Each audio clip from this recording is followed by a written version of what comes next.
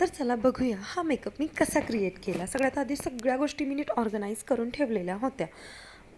Face नीट छानपैकी clean करून घेतला वेट वाईज मी. त्यानंतर अंडर आय पॅच अप्लाय केलं, कन्सिलर लावून मी आय मेकअप करायला घेतलं. Black, dark, smoky, bold eyes मी इथं क्रिएट केलेले आहे.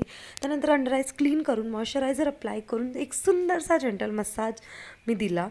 त्यानंतर मी इथं अप्लाय केलं स्टोक क्रीम, कारण ग्लोवी मेकअप हवा होता. सो टी झोनला प्रायमर प्लस स्टोक क्रीम अप्लाय केलं.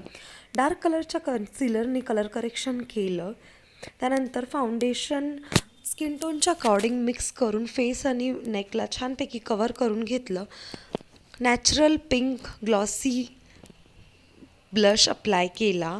टी झोनला लाईट कलरचं कन्सिलर लावलं हायलायटिंग पॉईंट्स हायलाईट करण्याकरता. त्यानंतर लूज पावडरनी अंडर आईज आणि फेस छानपैकी सेट करून घेतला. आय मेकअप अजून सुंदर आणि बोल्ड दिसावा याकरता मी अप्लाय करते आहे ब्लॅक काजळ, अपर आणि लोअर लॅश दोघांना. ते कशा पद्धतीने तुम्ही या व्हिडिओमध्ये बघू शकता.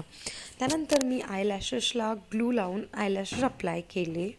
ब्रूज फिल करून ब्राऊन आय शॅडोने मी अंडर आईजचं काजळ छानपैकी ब्लेंड करून घेतलं. पावडर कॉन्टोर, पावडर ब्लश आणि लिपस्टिक लावून मी माझा मेकअप इथं कंप्लीट करते आहे आणि तो असा टर्नआउट झाला. तुम्हाला कसा वाटला मला नक्कीच कमेंट करून सांगा आणि तुमच्या स्पेशल डे करता मला बुक करायला विसरू नका.